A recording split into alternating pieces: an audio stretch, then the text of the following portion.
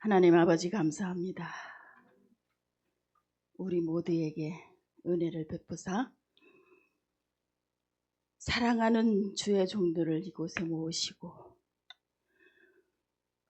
첫 1회로 첫 강의 세미나를 열고 있는 그 현장, 미국에 계시는 모든 주의 종들과 하나님께서 특별히 사랑하셔서 세우신 고용민 목사님, 우리 모두에게 성령의 기름을 부어 주시옵소서.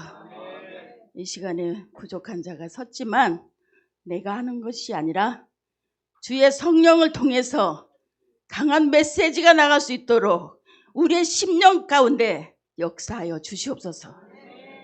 모든 것 주님께 맡겨드리고 예수님의 이름으로 감사드리고 기도하옵나이다. 아멘.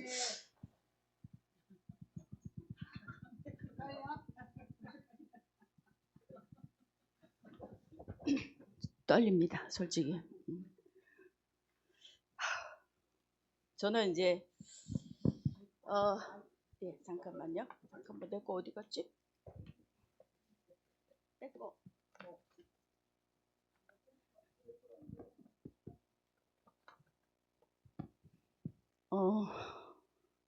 신생아가 태어났어요. 신생아가 태어났어요. 조금 지나니까 그 신생아가 옹알이를 해요. 옹알이. 네. 제가 여기 가나안에 온 지 얼마 안 됐어요. 감히 한번 해보겠다고. 용감하면, 무식하면 용감하다. 오, 누구셔요? 오, 멋있어요. 땡큐. 뷰티풀 걸. 그래서요, 조금 용감을 냈습니다. 그리고 옹알이라는 그 수준에서 최선을 다하게 했습니다. 예. 13강 용서와 치유 시편 103편 3절 그가 내 모든 죄악을 사하시며 내 모든 병을 고치시며 이스라엘 자손들에게 질병이 찾아온 것은 그들이 율법에 순종하지 않았을 때였습니다. 그들의 불순종에 대한 용서는 그들의 질병이 치유되는 것을 의미했습니다. 이스라엘 자손들에게 고통이 찾아온 것은 그들이 잘못을 저질러 스스로 언약의 보호 밖으로 나갔을 때였습니다. 시편 아멘. 아멘. 이 말씀은 용서와 치유의 그 영적 원리를 말하고 있습니다. 시편 103편 3절 말씀을 바탕으로 질병의 치유는 하나님과의 관계 회복과 밀접하게 연결되어 있다는 그 사실을 말하고 있는 것입니다. 따라서 영적이라는 것은 결국 하나님과의 관계 회복을 의미하는 것으로서 말씀에서 벗어나 하나님과의 관계가 깨어질 때 질병이나 고통이 찾아온다는 것을 강조하고 있습니다.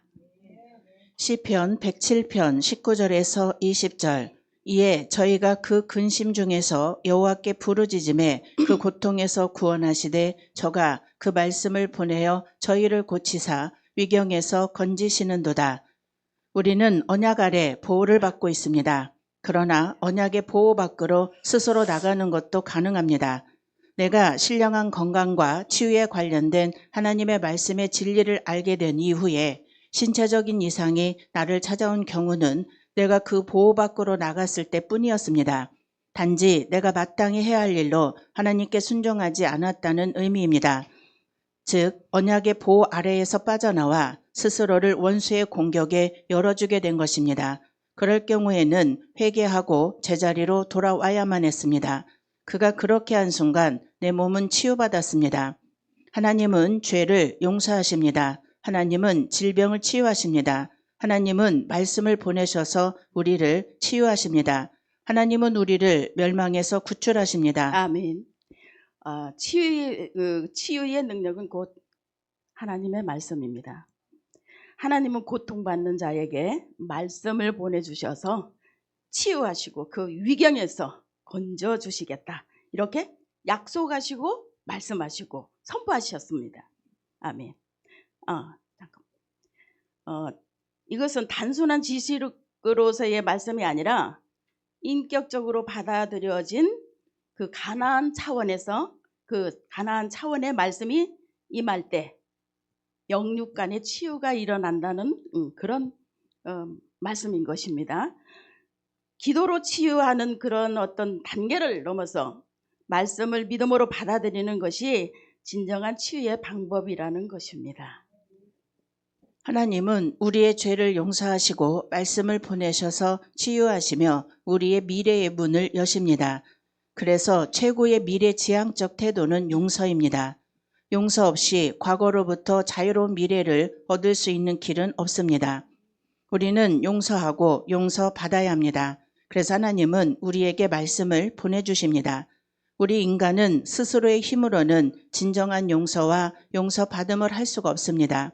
그래서 하나님은 용서와 사랑의 말씀을 보내주셔서 용서하며 사랑할 수 있는 이치를 깨닫게 하십니다. 아멘.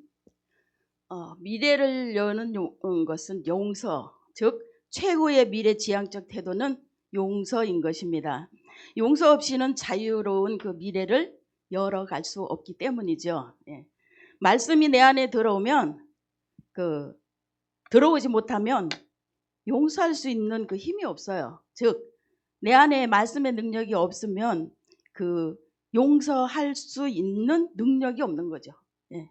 그러므로 내 안에 하나님의 말씀이 없음으로 해서 그것을 이루지 못하면 하나님과의 관계 회복이 또 되지 않는 것이죠. 용서도 할 수 없어요. 그렇기 때문에 우선적으로 하나님과 나와의 관계를 회복시키는 것, 이것이 첫째 우선적인 단계 과정이라고 생각합니다. 저는. 네. 그래서 용서한다는 것은 내 힘으로 한다는 것이 참 어렵다는 것이지요. 아멘. 네.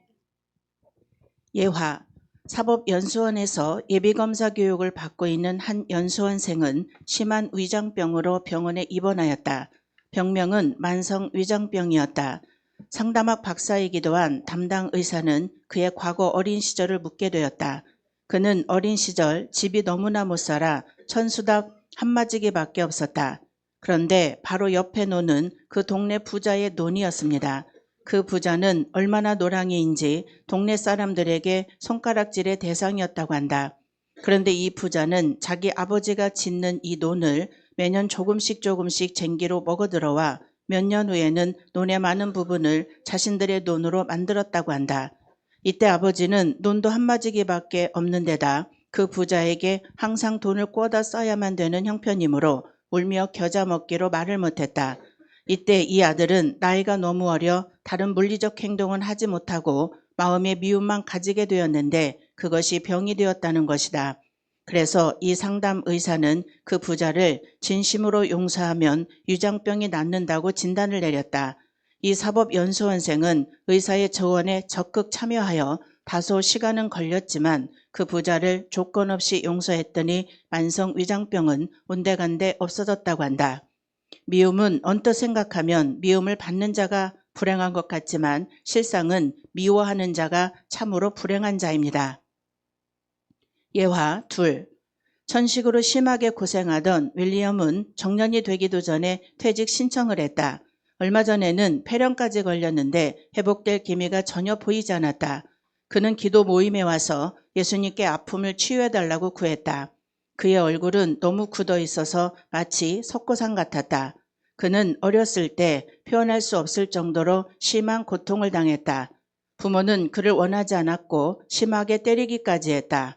결국 양부모 밑에서 자라게 되었는데 그곳에서도 상황은 별반 나아지지 않았다. 그들이 그를 입양한 이유는 단지 대를 잇기 위해서였다. 그는 현실과 타협할 수 없었고 자신의 정체성을 발견할 수도 없었다. 그의 어린 시절은 고통만 가득한 시간이었다. 그는 웃음을 잃었고 기쁨을 느끼지 못했다. 나는 예수님이 그의 이름을 아시고 그에게 개인적으로 말씀하시며 그를 자유롭게 해주기 원하신다는 것을 이야기했습니다. 그리고 그분이 그에게 많은 어려움을 주었던 사람들을 용서하기 원하시는 것도 전했습니다. 그들을 용서하라고요? 그럴 수 없습니다. 그의 답변을 들은 나는 물었습니다. 낫기를 원하십니까? 결정적인 질문이었다. 그는 자기 자신과 싸웠다. 네라는 대답을 하기까지 정말 힘든 싸움이었다. 아멘. 저도 지금까지 살아오면서 이런 견디기 힘들고 어떻게 할 수 없는 그 억울한 일, 또 그리고 분노를 폭발할 수밖에 없는, 품을 수 없는 밖에 없는 그런 일들을 많이 경험하고 살았죠. 아마도 여러분들도 이 말에 공감하실 것입니다. 어쩌면 저보다 더 많이 그런 경험을 하셨을지도 몰라요. 근데 그것을 그때 푸는 사람은 별로 문제가 안 돼요. 근데 풀지 못하고 참고 어떻게 할 수 없는 상황에서 그냥 지나가면 그것이 없어지는 게 절대 아닙니다. 그 감정이 내 안에 차곡차곡 쌓이고 축적돼서 그것이 나의 생각, 나의 마음, 그리고 나의 삶을 이렇게 좌지우지할 때가 많이 있어요. 그만큼 영향력을 끼친다는 거죠. 나쁜 거, 좋은 게 아니에요. 나쁜 거. 그래서 어떤 분은 또 반대적으로 견디는 분들은 즉시로 푸는 분들 있죠. 바로 투사하고 막 얘기해요. 제가 조금 좋은 용어로 사용하는데 이해 가시죠? 그런 분들은 자기는 해소가 되는데 대상이 또 상처를 받아요. 그럼 그분하고 관계가 좋아질까요? 아니에요. 그렇지 않아요. 다툼이 일어나거나 또 미움의 대상이 되거나 이렇게 되는 거지. 악순환. 근데 한 사람이 참으면 그냥 지나가요. 근데 그 사람 속에 병이 드는 거죠. 네. 그는 그렇게 오랫동안 어깨에 짊어지고 다녔던 무거운 짐을 십자가 아래 내려놓았다. 주님이 그에게 용서할 수 있는 힘을 주셨습니다. 예수님은 일생 동안 갇혀있던 감옥에서 그를 해방시키셨습니다. 그의 내적인 문제가 해결되고 나니 기관지도 치유되었습니다. 우리 주님의 역사를 함께 경험한다는 것, 그분께 무한한 방법이 있다는 사실을 깨닫는 것은 너무나 감격스럽습니다. 아멘. 위 사례로 제시된 이 만성 위장병 환자, 또 천식 환자, 이분들의 경우에는 그 과거에 동일한 점이 있죠, 그죠? 과거에 그 상처와 미운 감정들, 이거 정말 나쁜 거고 굉장히 어려운 거고 고통스러운 거예요. 미워하는 감정이 내 안에 있으면 그 당시에는 참아도 그걸 해결하지 못하면 그러한 어떤 유사한 사건이 딱 발생되면 그 감정이 또 올라옵니다. 경험하시죠? 네, 그것을 우리는 지금 조금 생각해 봐야 될 것 같아요. 그래서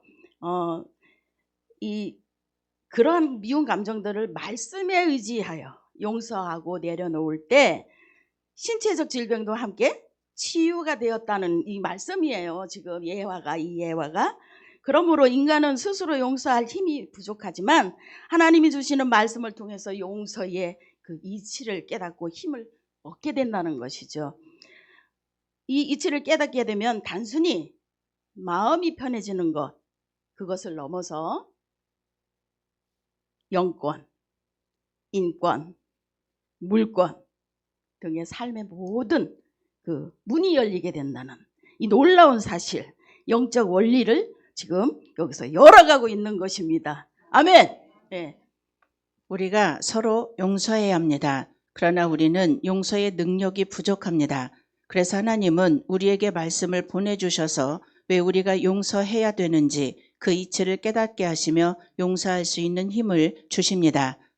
이 용서의 이치를 깨닫게 하고 용서할 수 있도록 힘을 가진 이 말씀이 우리에게 다가올 때 우리는 축복받은 용서의 삶, 치유의 삶을 살아갈 수 있습니다. 우리는 용서한 만큼 치유되며 치유된 만큼 행복해지고 행복해진 만큼 하나님의 세상 이치가 깨달아집니다. 아멘. 이 모든 문제의 해결은 하나님과의 관계 회복을 통해서만 가능한 것입니다. 이것은 말씀을 인정하고 받아들일 때 아무리 말씀이 폭포수처럼 떨어지고 파도처럼 밀려와도 내가 받아들이지 않으면 역사는 나타나지 않아요. 치유는 없어요. 나도 치유받지 못하고 치유할 수도 없고 그러므로 이러한 용서의 과정을 통해서 왜 어떻게? 어떠한 과정? 내가 하나님을 내 안에 먼저 죄를 살펴보고 하나님과의 관계를 회복하고 난 다음에 용서가 되면 용서할 수 있는 힘이 내 안에서 발생한다는 거죠. 예, 그것이 치유의 능력이에요. 예. 근데 그러면 여기서 가장 중요한 게 뭐겠습니까? 내가 아니고 하나님의 말씀, 하나님의 인격, 하나님의 품격, 품성, 그분의 그것을 다 내가 소유해야, 받아들이고 인정하고 소유해야 내 안에서 용서가 먼저 일어나고, 그러니까 하나님이 저를 치유해 주신 다음에 이제 또 내가 누군가를 향해서 그 용서의 힘을, 용서의 능력을 발생할 수 있다는 거죠. 그래서 이것은 말씀을 인정하고 받아들이는 데 있으며 이러한 용서의 과정을 통해서 영과 육의 회복과 동시에 신체적 질병 치유와 삶 가운데 영적인 복을 누릴 수 있음을 우리는 굳게 믿고 하나님과 동행하는 삶을 살아야 하겠습니다. 예, 제가 시간이 없네요. 제가 그냥 간단하게 뼈대만 하나 말씀을 드릴 테니까 이게 목사님들은 다 영성이 있으시고 말씀을 많이 가지고 계시니까 내 안에 그죠? 한번 묵상해 보시기 바랍니다. 창세기 32장 33장 이 말씀 안에서 용서 받을 자와 용서해야 할 자. 자, 주인공이 누구냐면 야곱과 에서예요.